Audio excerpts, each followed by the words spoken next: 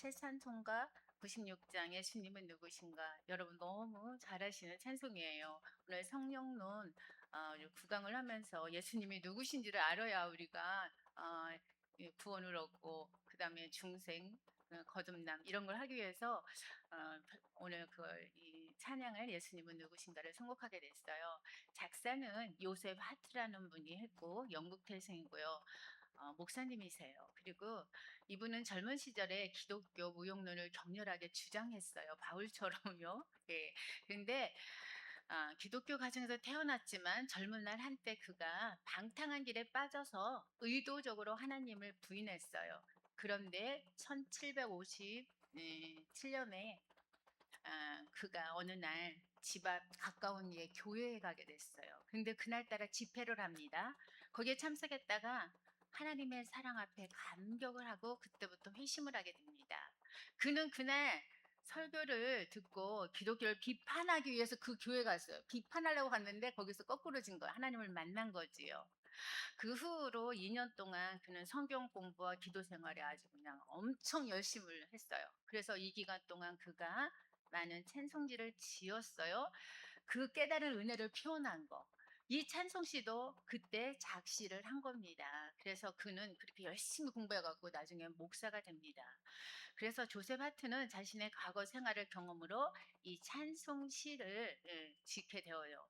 그래서 더욱 그의 마음에 깊은 감명을 주게 됩니다. 그래서 이 찬송은 초기 장로교 찬송가 찬성시라고 하는 거 1905년도에 된 그 찬송에 수록되는데 민노아 선교사님의 한국어 창작 찬송가로 예수 누구 신고하니라는 걸로 시작이 됩니다. 그래서 주는 모든 부족함에 풍성함이라는 제목이 붙어 있어요.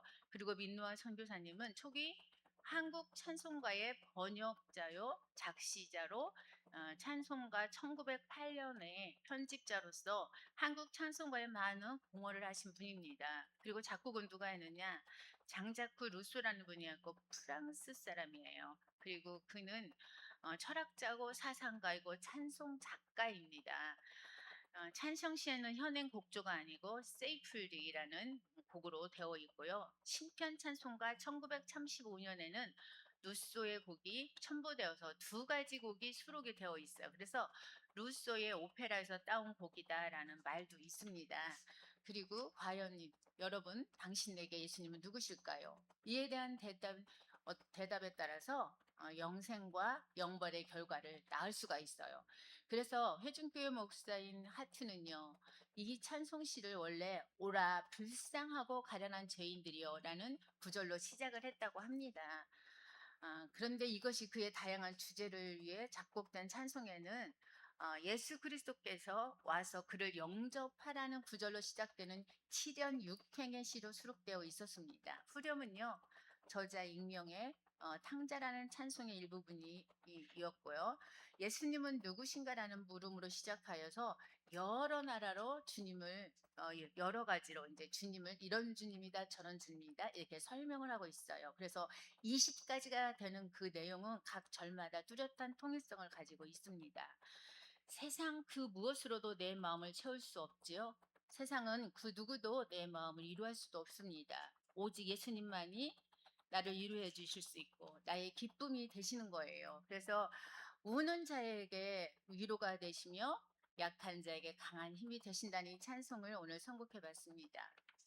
자, 오늘은 구강으로서 성경과 구원 적용에 대해서 오늘 강의를 시작해 보려고 합니다. 기독교의 구원론에서 가장 먼저 구별해야 할 것이 구원의 성취와 구원의 적용인 거예요. 구원의 성취는요, 예수 그리스도께서 역사 속에서 객관적으로 이루신 사역입니다. 예수 그리스도께서는 성육신하셨죠. 그리고 율법 아래에서 완전하게 순종하셨습니다. 그리고 십자가에서 대속의 죽음을 죽으시고 그 다음에 부활하시고 승천하심으로 자기 백성을 위한 구원을 완성하셨습니다. 그러나 예수 그리스도께서 구원을 성취하셨다는 사실만으로 그 구원이 자동적으로 우리 모든 사람에게 적용되는 것은 아니라는 거예요.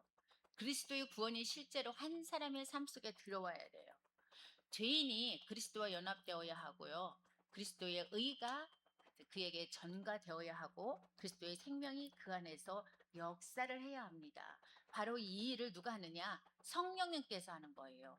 그래서 삼위일체 구원론은 이렇게 정리를 합니다. 성부께서는 구원을 계획하시고 성자께서는 구원을 성취하시며 성령께서는 그 구원을 성도에게 적용하신다. 이러한 명제는요, 매우 매우 중요합니다. 성령은 구원에서 부차적인 역할을 하시는 분이 아니라는 거예요. 성령은 그리스도께서 이루어진 그 구원을 실제로 성도들에게 이렇게 적용하시는 하나님이시기 때문입니다. 그리고 성령이 아니고서는 아무도 그리스도께로 나아갈 수가 없어요. 그리고 또한 아무도 자신의 죄를 참으로 깨달을 수도 없습니다. 또 성령이 아니고서는 아무도 예수를 주로 고백할 수도 없어요. 또 성령이 아니고서는 아무도 믿음으로 의롭다함을 받을 수가 없다는 거예요. 그래서 구원의 적용의 주체는요, 바로 성령이십니다. 그러면 성령의 구원 적용 사역을 이해하기 위해서는 먼저 우리가 그리스도와의 연합을 생각해야 합니다.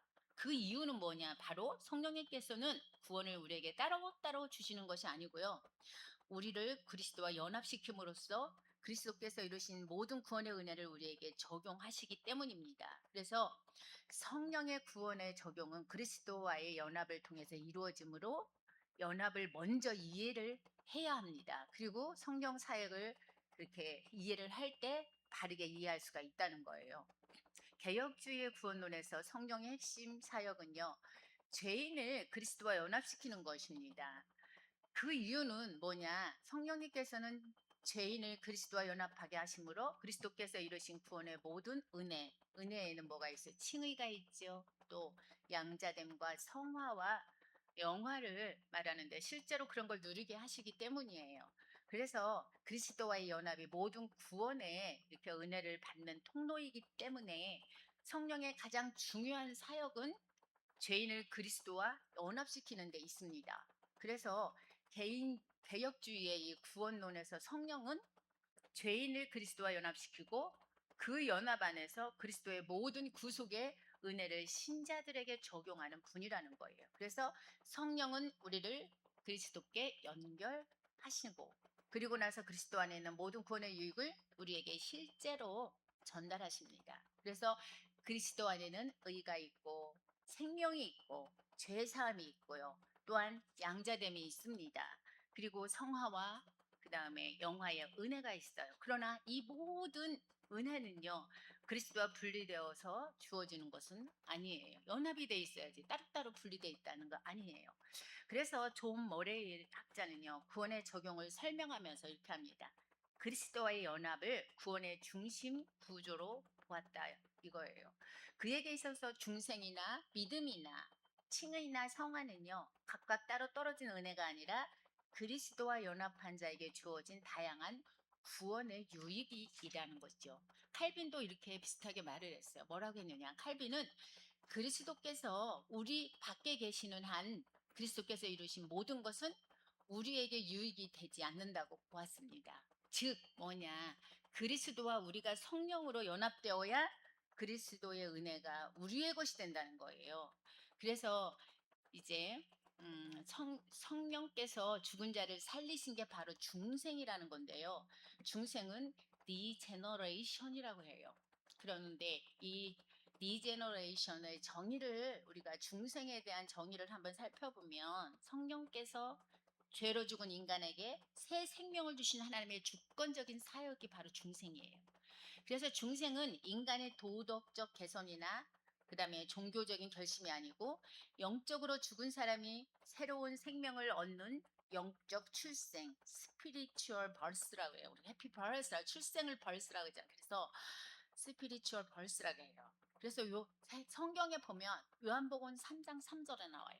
그리고 기도서 3장 5절에도 나오고 베드로전서 1장 23절을 참조하시면 됩니다. 그러면 중생과 회심의 관계가 아주 중요한데 여기서 중요한 질문이 나와요. 사람이 먼저 믿고 중생하는 겁니까? 아니면 중생한 후에 믿는 것입니까? 이걸 질문할 수가 있잖아요. 이 질문이 아주 중요한데 개혁주의와 웨슬리안을 구분하는 핵심이기 때문이에요. 그래서 개혁주의의 이 순서는요. 중생을 한 다음에 회개를 하고 그다음에 믿음이 들어간다. 이렇게 순서가 그래요. 근데 그래서 영적으로 죽은 사람이 먼저 살아나야 믿을 수 있기 때문에 중생해야 믿음이 생긴다 이거예요. 믿을 수 있다는 거예요. 그래서 회심이라는 건 뭐냐? 컨버전이라고 그러는데 인간이 하나님께 돌이키는 사건이 바로 회심이에요. 그래서 회심에는 두 가지 요소를 가지고 있는데 첫 번째는 회개예요. 그리고 두 번째는 믿음이에요. 그래서 회개는 리펜턴스라고 하는데 죄를 뉘우치고 죄에서 돌아서는 것이 바로 회개예요.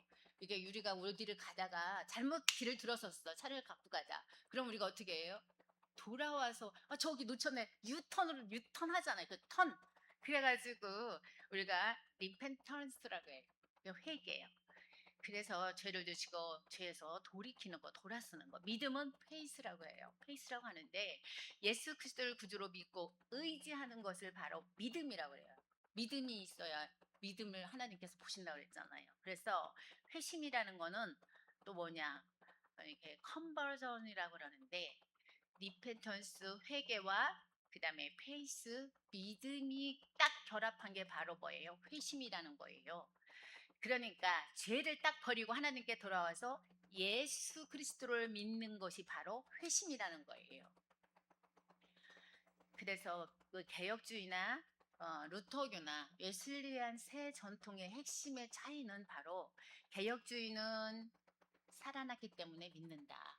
이거고요. 그러니까 우리가 죽었는데 중생을 해서 다시 어떻게 믿는다. 그래서 개혁주의에서는 중생 이렇게 설명해요. 중생은 영적으로 죽어 있던 사람이 성령의 주권적인 역사로 새 생명을 받아서 살아났다. 이거를 중생이라고 한다. 이렇게 해요. 그래서 중생이 믿음보다 먼저 일어나는 거예요. 중생이 있어야 살아나야 믿음이 들어간다. 그 다음에 살아났기 때문에 그거죠. 그래서 영적인 죽음에서 그 다음에 살아나가고 중생 돼가지고 우리가 믿음, 페이스가 들어가고 그 다음 단계가 컨버전. 그 다음에 회심이 된다 이거예요. 그래서 살아났기 때문에 믿고 죽은 사람이 믿어서 살아난 것이 아니라 성령이 먼저 살리셨으므로 죽은 영혼을 살리셨으므로 그 결과로 예수 그리스도를 믿게 된다. 이것이 바로 개혁주의입니다. 중생은 그래서 성령께서 영적으로 죽인 죄인에게 새 생명을 주시는 하나님의 주권적인 사역이고요. 그 결과로 회개와 믿음이 나타난다는 거예요. 그럼 두 번째로 루터교는 뭐냐? 믿음과 중생은 동시에 일어난다. 그게 아니다. 이렇게 말을 해요. 복음을 들어서 믿음이 생기고 그 다음에 중생이 거의 동시에 일어난다. 이렇게 말하는 게 바로 루터교입니다. 그래서 루터교는요. 성령께서 복음 그 말씀과 성례를 통해서 믿음을 일으키실 때에 믿음과 또 중생이 사실상 딱 동시에 일어난다라고 보는 게 바로 루터교예요.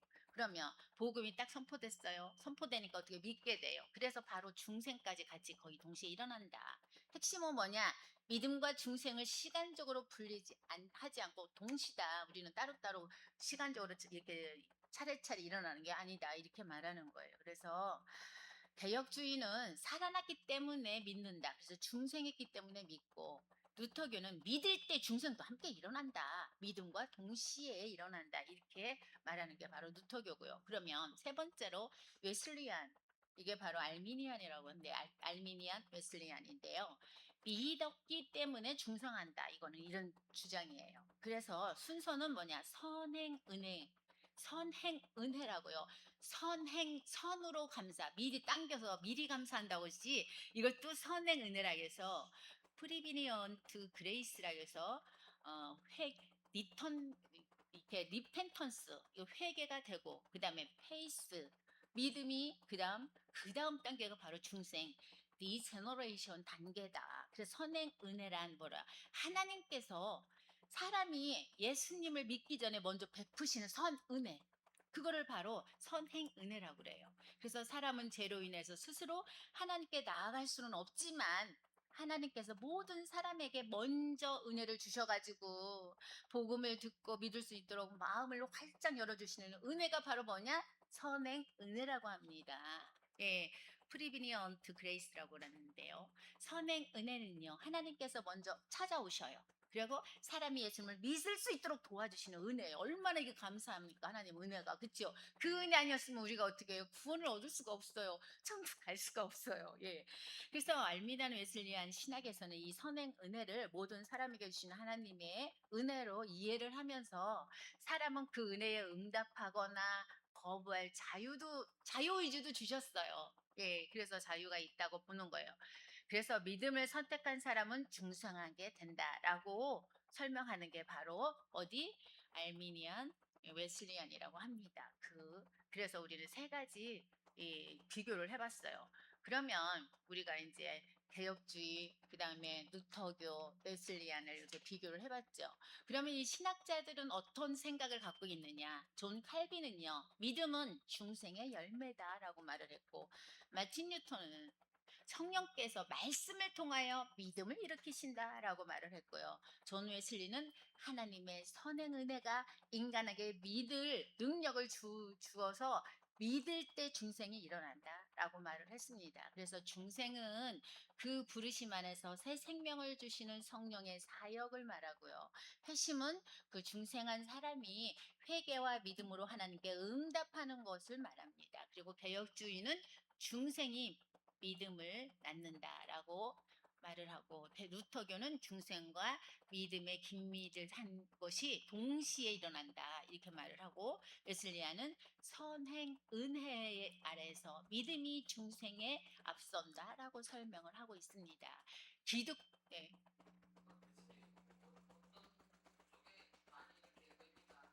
저는 가리키는 입장이니까 제가 이거 설명을 해주는 거고요. 제 개인적인 거는 이제 개인적으로 물어보세요. 여기에서 물어보면 그렇고요. 저는 이런 것들을 이렇게 하니까 이렇게 알아두십시오 하고 하는 거예요. 근데 우리는 이제 전반적으로 듣다 보면 뭐구나가 이제 끝까지 들으시면 이해가 될 거예요. 들어보세요.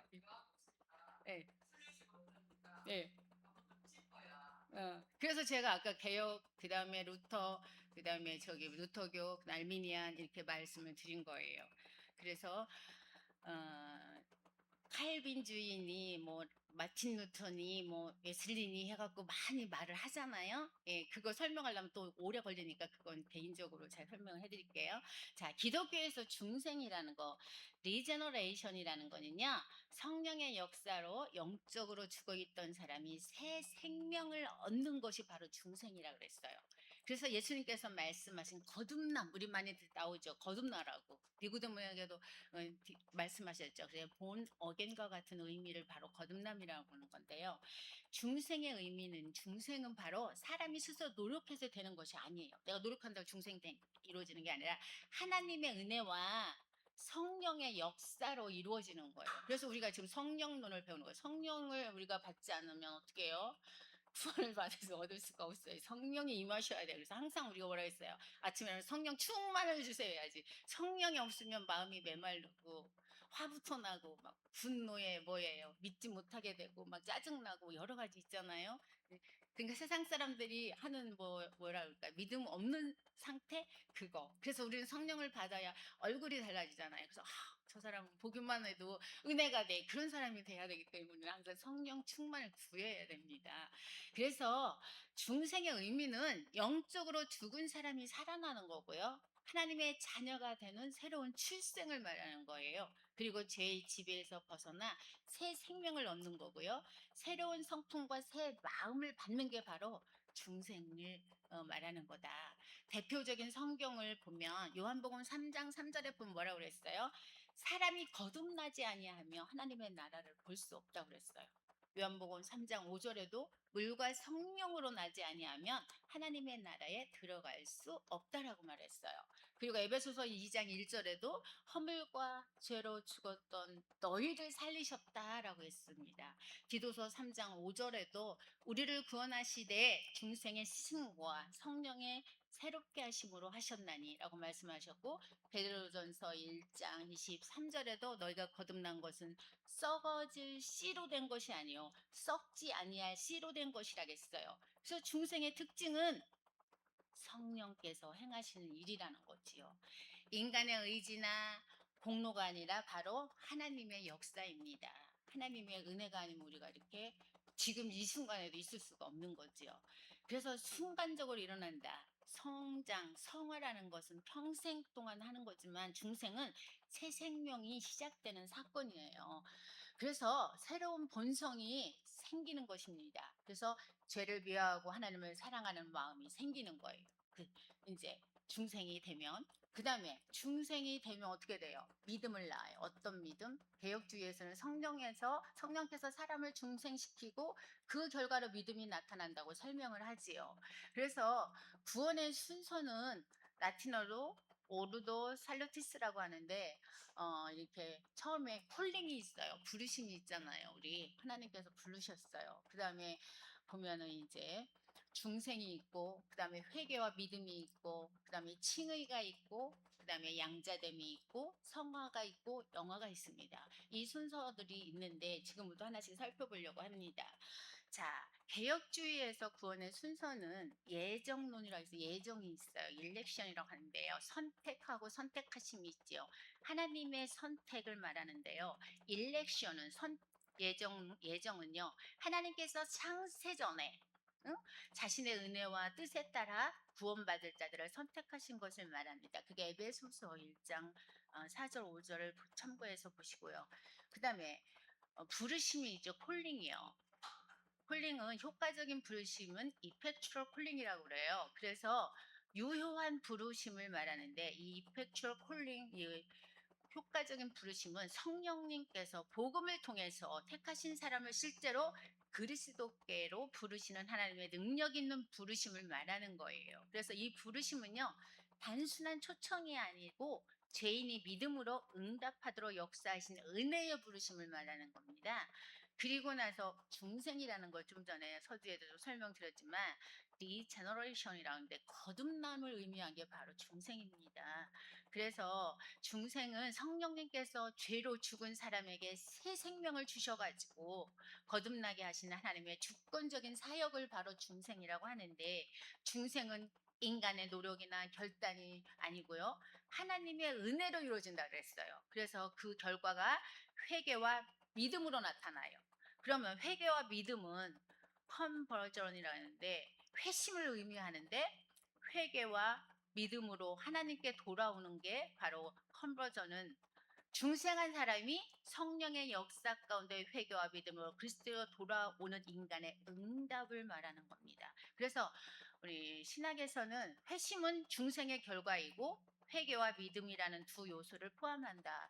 그래서 제가 서두에 설명드렸죠. 회개에는 믿음, 그다음에 회개와 믿음이 중생에는 뭐 있고 두 요소가 또 있다 이런 것들을 그다음에 칭의라는 건 저스티피케이션이라고 하는데 이것은요 하나님께서 예수 그리스도를 믿는 죄인을 의롭다고 선언하시는 법적 행위. 그러니까 얼마나 우리가 죄인인데 하나님께서 칭의해 주셔가지고 의인으로 만들어 주시죠. 의롭다고. 예. 이는 죄인이 실제로 의롭게 변화되는 뜻이 아니고요. 그리스도의 의가 믿는 자에게 전가돼서 하나님 앞에서 어떻게 되는 거? 의롭다고 인정받는 거예요. 그래서 로마서를 보시면 돼요. 그게 바로 로마서 3장, 그다음에 5장 이거 보시면 나옵니다. 그다음에 양자됨 많이 들어보셨죠? 자, 그게 어접션이라고 하는데 자, 어답션은요, 하나님께서 칭의받은 성도를 자신의 자녀로 받아들이고 자녀의 모든 권리와 또 특권을 누리게 하시는 은혜의 행위를 말합니다. 그래서 양자됨을 통해서 성도는 하나님을 뭐라고 그래요? 아버지라고 부르잖아요. 부를 수 있는 게 뭐예요? 로마서 8장 15절에 나오죠. 그래서 하나님의 상속권을 줘요, 우리한테. 그래서 상속자가 되죠. 이게 뭐예요? 갈라디아서 4장에 나오잖아요. 예. 그래서 우리는 얼마나 이렇게 큰 특권을 갖고 있어요. 우리는 큰 백을 갖고 있는 거. 우리 뒤에는 뭐야? 하나님. 정말 큰 백을 갖고 있어요. 맨날 사람들 백 없다고 하는데 명품보다 더 높은 더 좋은 백을 우리는 하나님 높은 백을 갖고 있습니다. 그다음 성화 sanctification이라고 하는데 이것은 칭의받은 성도가 성령의 역사 가운데 점차 그리스도를 닮아서 거룩하게 변화되는 과정이 바로 성화. 그래서 하나님 예수님을 닮아가는 우리가 성화의 삶을 살 수 있게 해달라고 맨날 우리가 기도 올리는 게 그거잖아요. 성화된 삶을 살기 위해서, 닮아가기 위해서. 성화는 한순간에 완성되진 않아요. 우리가 뭐 한 번에 이렇게 탁 돌아서고 되고 뭐가 그런 건 없잖아요. 하다 보니까 닮아가는 거예요. 부부도 처음에는 이렇게 남남이 만났지만 살다 보니까 어떤 부부들은 얼마나 사랑하는지 몰라도 닮아가잖아요. 식성도 얼굴도 좀 닮아가는 것 같고 보면은 부부라는 걸 느끼잖아요. 왜 닮았어 보면 원동이 같아 이렇게, 예, 그렇듯이 우리도 예수님을 닮아가는데 보면 또 부모 자식은 닮아가는 게 뭐예요? 그 유전자가 내려오듯이 우리 하나님의 자녀니까 우리가 누구 닮아야 되겠어요? 주님을 닮아가야 될 거 아니에요. 근데 그게 한 번에 탁 닮진 않아요. 붕어빵처럼 아이들도 딱 낳았을 때 어딘가 이미지가 같은 거지 딱 같진 않잖아요. 커가면서 닮아가는 거예요. 점점 그렇죠? 예, 그래서 날마다 우리가 어떻게 변화가 되지요. 그래서 평생 계속 변화가 돼야 돼요. 우리가 죽을 때까지.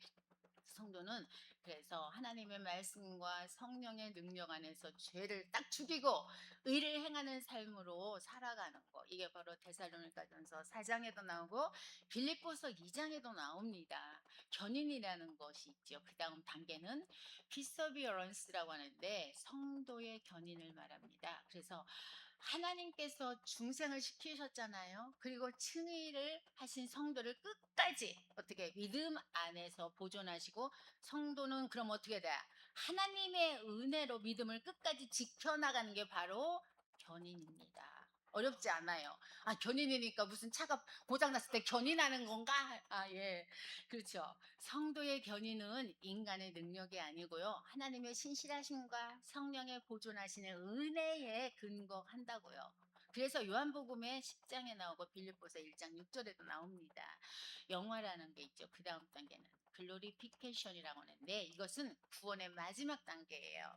성도가 예수 그리스도께서 다시 오실 때 죄와 죽음에서 완전히 해방되어서 영화로운 몸으로 변화되고 완전한 거룩함에 이르는 상태를 바로 영화라고 합니다. 그래서 영화는 바로 성도의 완성이고 성도는 영원히 하나님과 함께 영광 가운데 살아가게 되는 거예요. 그래서 로마서 8장에도 나오고 고린도전서 15장에도 나옵니다. 중생 후에 나타나는 열매들이 있어요. 갈라디아서 보면은 우리 성령의 9가지 열매가 나타나듯이 성령 받은 사람은 그런 열매가 나타나죠. 그럼 중생 후에는 어떤 열매가 나타나느냐? 하나님을 막 사랑하게 되고. 그러니까 뭐예요? 예배가 그리고 막 말씀이 그리고 찬양이 막 저절로 그냥 세상 노래 하다 흥얼흥얼 찬양이 막 예수님이 좋은 걸 어떡합니까? 그럼 예수님 찬양 얼마나 나오겠어요. 그리고 어떻게 해요? 그동안 짓던 죄가 딱 단절되고 죄를 미워하게 됩니다. 그리고 하나님 말씀을 사모하게 돼요. 또 기도하는 삶을 살게 됩니다. 그리고 형제들을 미워했더라도 이제는 그 마음이 다 눈 녹듯이 사라지고 어떻게 해요? 사랑하게 돼요.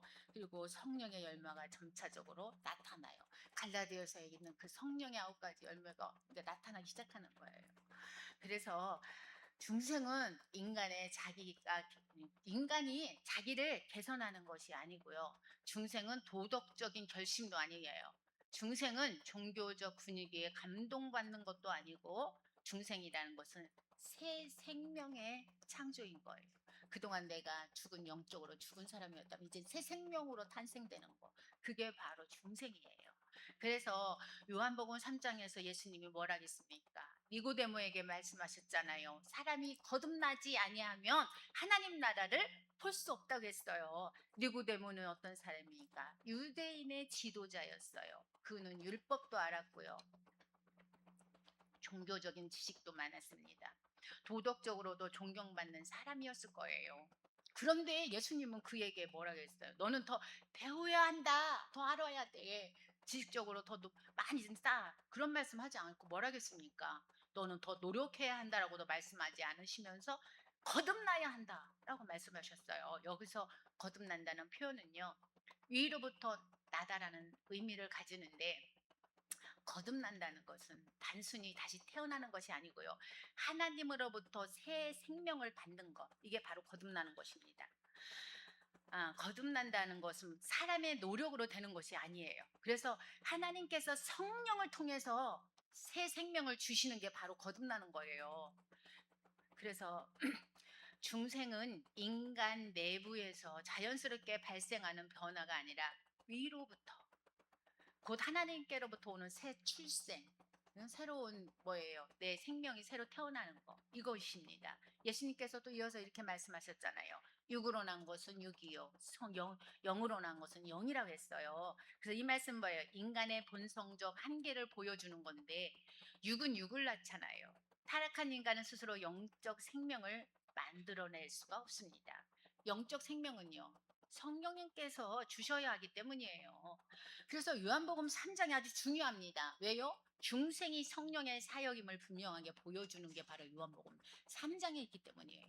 그리고 구약에서 찾아본다면 성령, 에스겔서 36장 여러분 마름뼈 환상 이런 거 나오죠.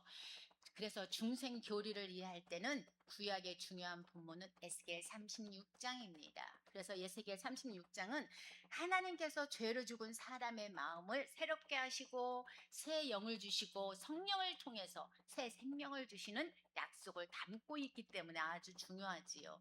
에스겔서 36장 27절 26절 27절에 보면 새 마음을 주고 새 영을 너희 속에 두며 내 영을 너희 속에 두어라고 이렇게 말씀하시는데요. 그게 바로 중생 거듭남이 바로 하나님의 은혜와 성령의 역사로 이루어진다는 사실을 우리한테 보여주는 장이에요. 그래서 에스겔 36장은요 아주 중요하다겠죠.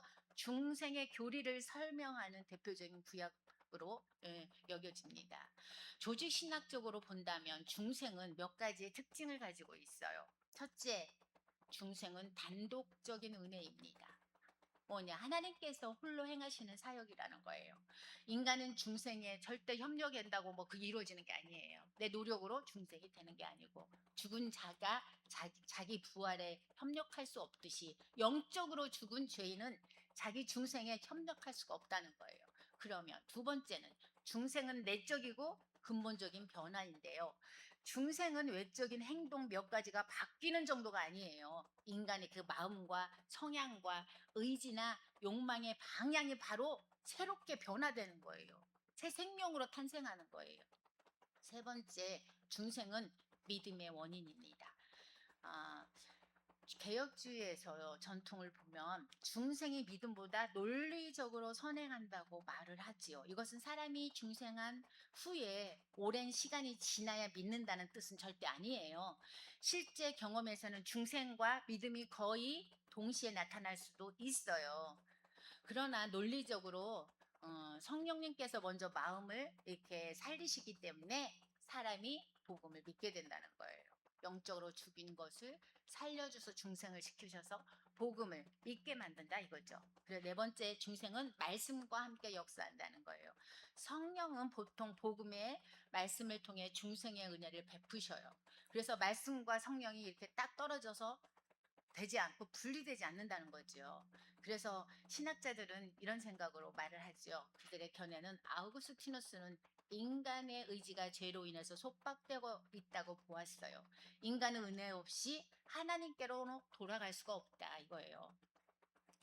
그러니까 하나님의 은혜가 있어야 된다는 거죠. 그래서 하나님의 선행 은혜가 인간의 회심과 믿음 무엇보다 앞선다 이렇게 말을 합니다. 칼빈은 또 이렇게 말했어요. 인간의 전적 부패를 강조하면서 성령의 내적 조명이 없이는 인간이 복음을 참으로 깨달을 수 없다고 보았어요.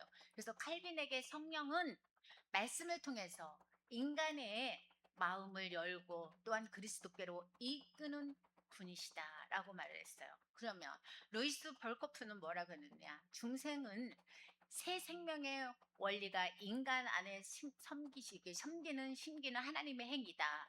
그렇게 설명을 하면서 뭐라고 했느냐? 중생이 인간 의지의 산물이 아니고 성령의 즉각적이고 초자연적인 사역이라고 이렇게 말을 했어요.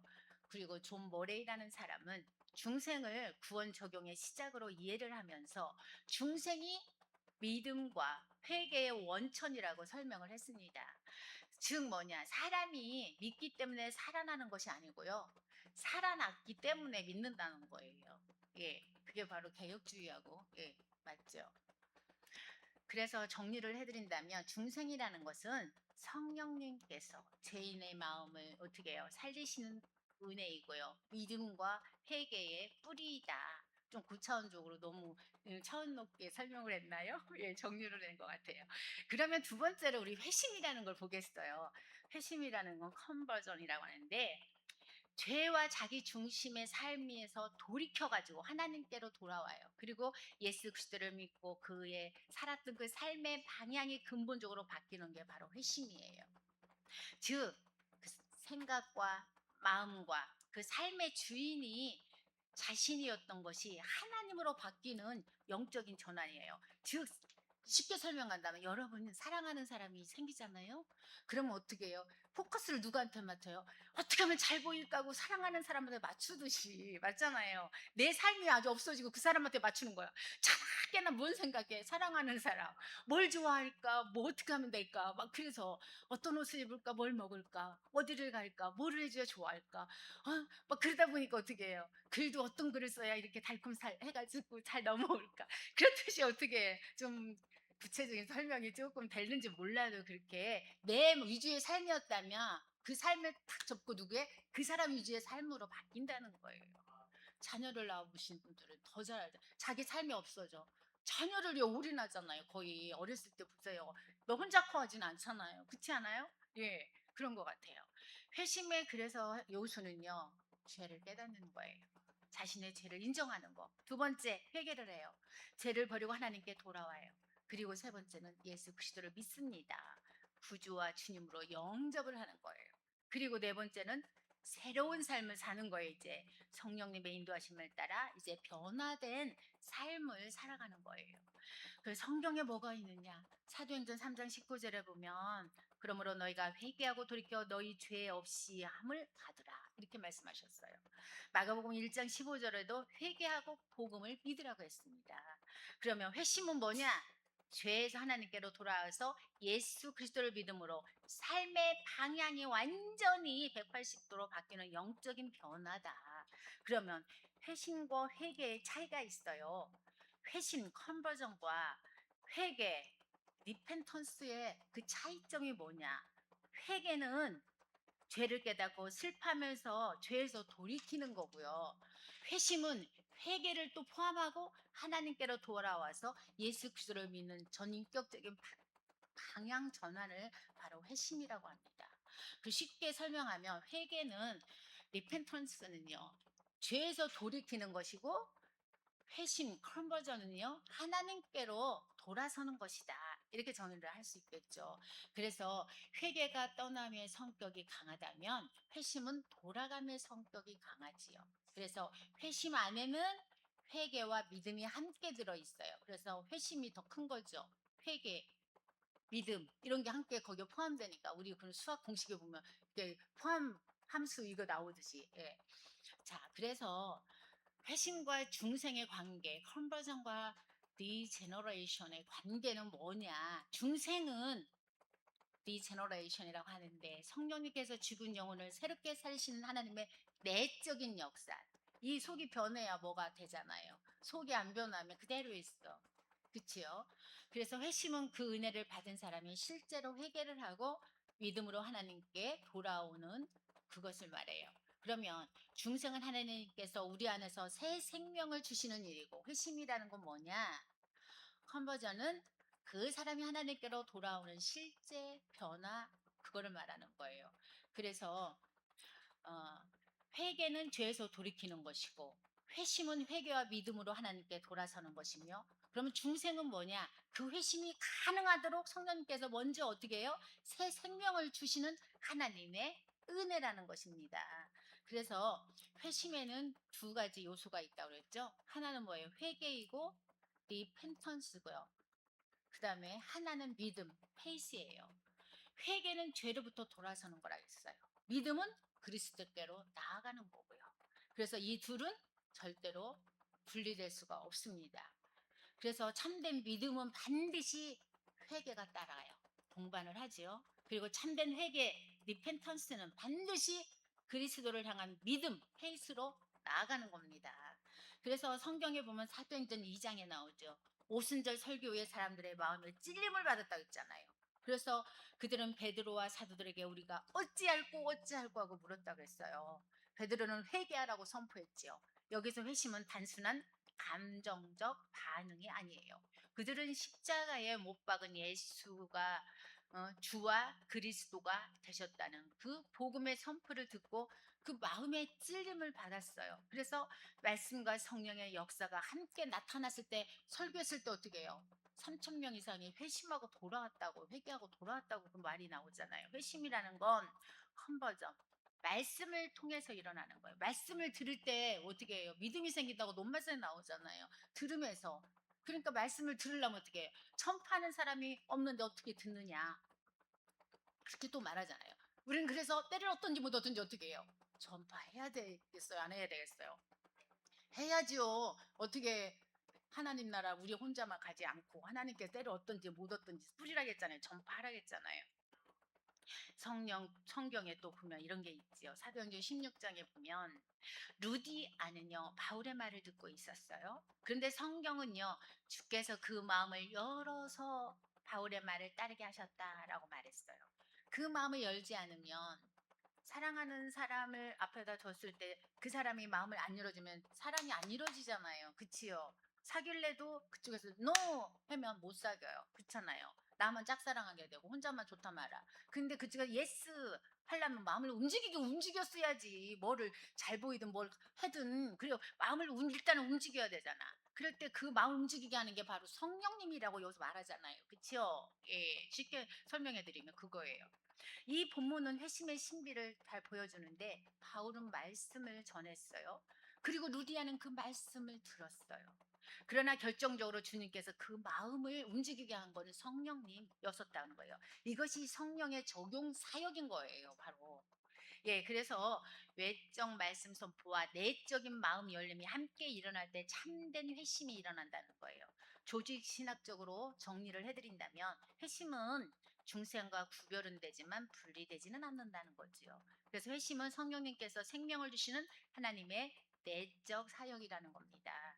그리고 회심은 그 생명을 받은 사람이 하나님께로 돌아서는 의지적인 의식적인 응답인 거예요. 그래서 중생 리제너레이션 원인이고요. 회심 컨버전은 결과라는 거예요. 원인과 결과가 딱 나타나지요.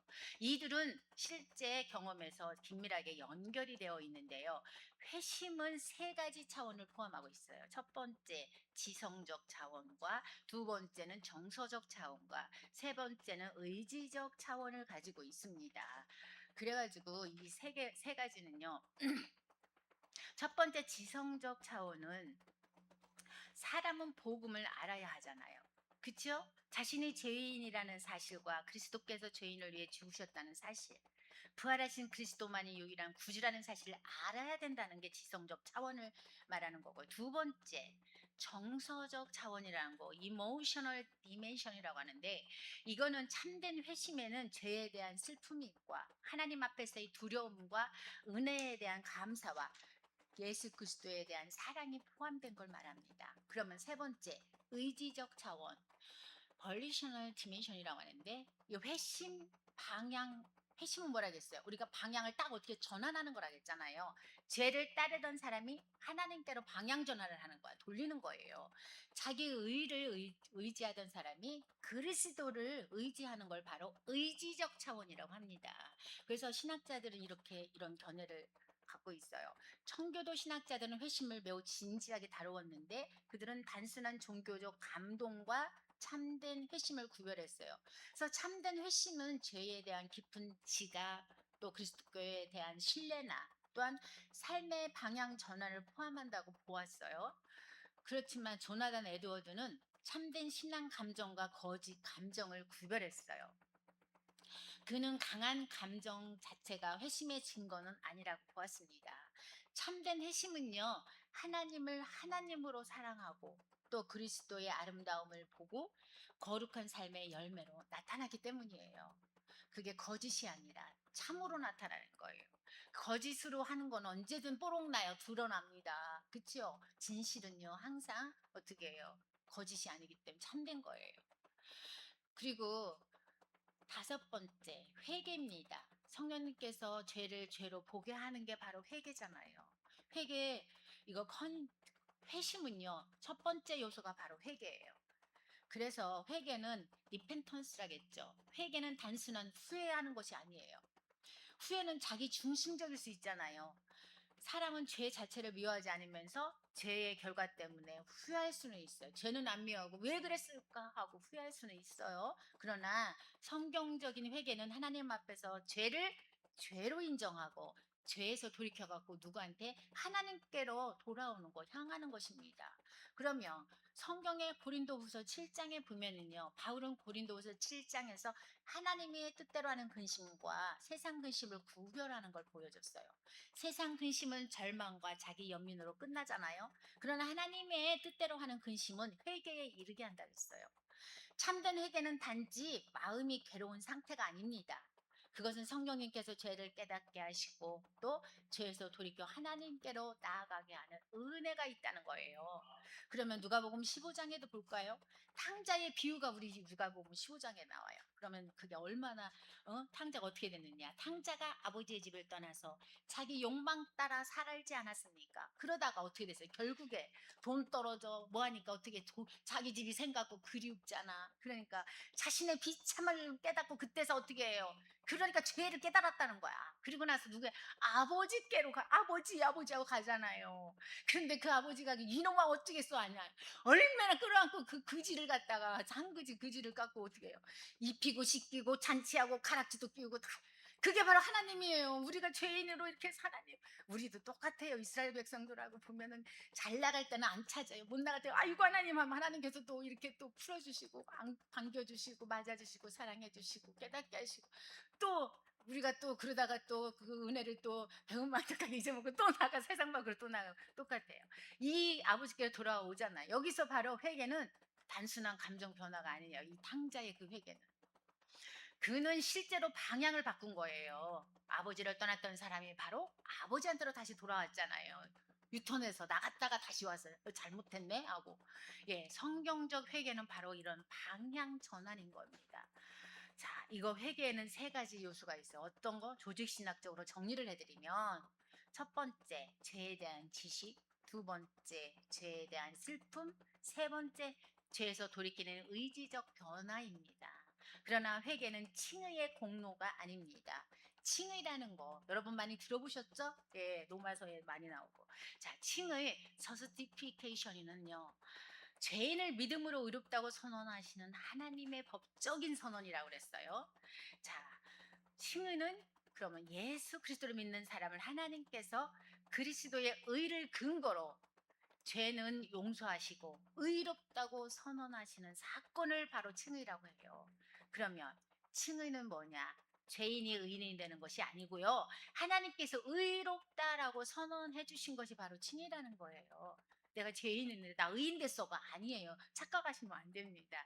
의롭다고 하나님께서 어떻게 선언해 주시는 법적인 선언. 예. 우리는 회개했기 때문에 의롭다함을 받은 것이 아닙니다. 칭의의 근거는 오직 그리스도의 의 때문인 거예요. 그렇다고 회개가 불필요한 거, 회개 안 해도 돼. 이건 아닙니다. 그 구원파에서나 볼 수 있는 그런 거 해서는 안 돼요. 예. 회개, 리펜턴스는 회개 없는 믿음은 참된 믿음이 아니에요. 성령님께서 참으로 역사하시는 곳에는 반드시 죄에서 돌이키는 변화가 나타나요. 신학자들은 이런 견해를 갖고 있어요. 칼빈은요, 회개를 단순한 행위의 변화가 아니고 하나님을 향한 삶 전체의 전환으로 보았습니다. 그는 회개가 믿음에서 흘러나오는 열매라고 설명을 했습니다. 그리고 믿음으로 하나님의 은혜를 알게 된 사람은 죄를 미워하고 어떻게 한다고 했어요? 하나님께로 돌아서게 된다고 그랬어요. 존 오웬이라는 사람은 죄의 죽임을 강조를 했어요. 그는 성도가 성령으로 죄를 죽이지 않으면 죄가 성도를 죽일 거라고 경고해서 꼭 역으로. 예. 오웬에게 죄 회개는 단회적 사건으로 끝나지 않고 그게 구원파잖아요. 한 번 했으면 내가 아니야. 맨날 우리 회개할 거 얼마나 많습니까? 눈으로 보면서 생각하면서 들으면서 말하면서 가면서 손으로 얼마나 죄를 져요. 그럼 어떻게 합니까? 회개를 해야죠. 그래서 단회적이 아니에요. 매일매일 에브리데이 회개를 해야 돼요. 그래서 성도의 삶 전체에서 계속되는 영적인 싸움이다. 이렇게 말했어요. 그래서 회개는요, 처음 회신의 순간에만 필요한 것이 아니에요. 처음만 회개하면 돼가 아닙니다. 성도는 평생 동안 하나님 나라 갈 때까지 회개의 삶을 살아야 돼요. 더불어 성화의 삶도 살아가야 되는 거죠. 자, 믿음, 페이스라겠죠. 이것은 믿음은 구원 적용에서 매우 핵심적인 위치를 차지해요. 믿음이 없이는 하나님을 기쁘시게 못한다겠잖아요. 그치요? 우리는 믿음으로 그리스도를 영접하고 믿음으로 의롭다함을 받았습니다. 그러나 믿음은요, 인간이 스스로 만들어내는 공로가 아니에요. 믿음은 성령님께서 주시는 은혜의 선물이기 때문입니다. 에베소서 2장에 보면은요, 인간의 상태와 하나님의 은혜를 분명하게 보여주는데요. 바울은 인간이 허물과 죄로 죽었다고 말하지요. 죽은 자는 스스로 살아날 수 없잖아요. 그런데 하나님께서 하나님의 그 긍휼이 풍성하셔서 그리스도와 함께 우리를 살리셨다겠어요. 그리고 바울은 말했어요. 너희는 그 은혜에 의하여 믿음으로 말미암아 구원을 받았으니라고요. 여기서 구원은요, 은혜의 근거이고 믿음으로 받는 것입니다. 믿음은 은혜를 받는 도구예요. 그 믿음이 있어야 은혜를 받는다는 거죠. 그러니까 여러분, 그릇을 준비해야 뭐를 해요? 뭘 받지? 그릇도 없는데 뭘 줄라고 해도 뭐 아무것도 없는데 어떻게 주겠어? 우리가 받을 만한 그릇을 준비해야 돼. 그게 바로 믿음이에요. 믿음의 그릇이 크면 큰 은혜를 받을 것이고, 정지같이 작으면 작은 걸 받을 것이고, 그렇잖아요. 예, 믿음 자체가 구원의 공로는 아니에요. 자, 성경 본문에 보면 어디에 보냐? 로마서 10장을 보면 바울은 믿음이 들음에서 나며 들음은 그리스도의 말씀으로 말미암는다고 말합니다. 믿음은 막연한 종교심이 아니에요. 믿음은 복음의 말씀을 통해서 생긴다고 했어요. 성령은 복음의 말씀을 사용하셔서 죄인 안에 믿음을 일으켜 주신 거예요. 그리고 참된 믿음은 말씀과 절대 떨어질 수가 없어요.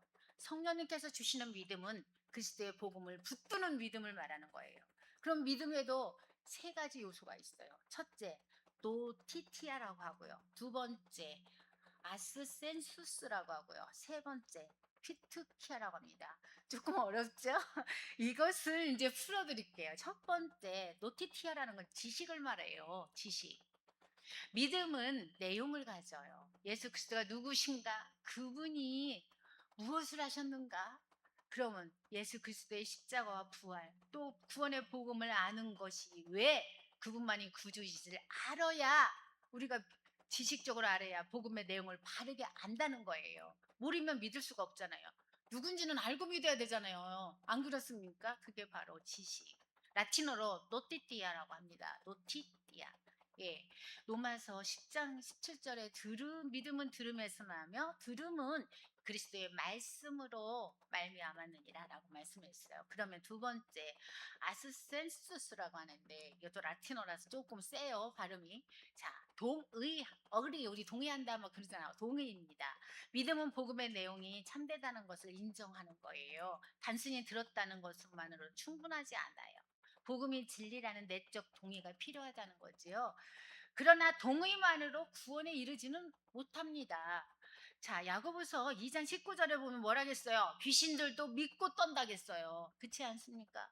그러면 세 번째, 신뢰가 있어요. 피투피아라고 했어요. 피투시아라고도 하는데, 믿음의 핵심은 신뢰가 있어야 돼요. 신뢰는 바로 믿음이에요. 믿음이 우리가 없으면 부부지간에도 얼마나 갈등이 생겨요. 믿어야지 살잖아요. 믿음이 없으면 얼마나 불안해요. 저 사람을 믿어야 될지, 믿고 살아야 될지 말아야 될지 불안할 거 아니에요. 그렇잖아요.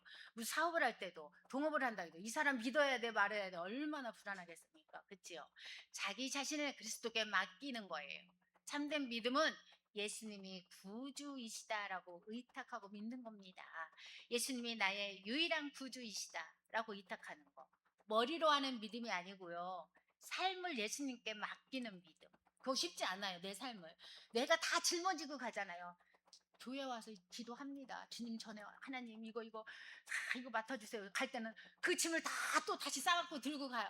아유 무거운 짐 수고하고 무거운 짐자 다 내려가는데 하나님 믿습니다. 갈 때는 또 어머 어떡하지 하고 또 다 들고 가요. 그러면 안 되죠. 삶을 맡기는 게 바로 믿음이라 그랬어요. 그치요? 이것이 구원에 이르는 참된 믿음이에요. 저도 그렇게 못해요. 말만 이렇지 사실은. 맨날 하나님 믿습니다 해놓고 나 어떡할까 또 고민하고 그럽니다. 인간이라서 할 수 없어요. 그래서 저도 맨날 믿음의 조금을 하나님 용서해 주세요 기도합니다. 저도 사람이에요. 예.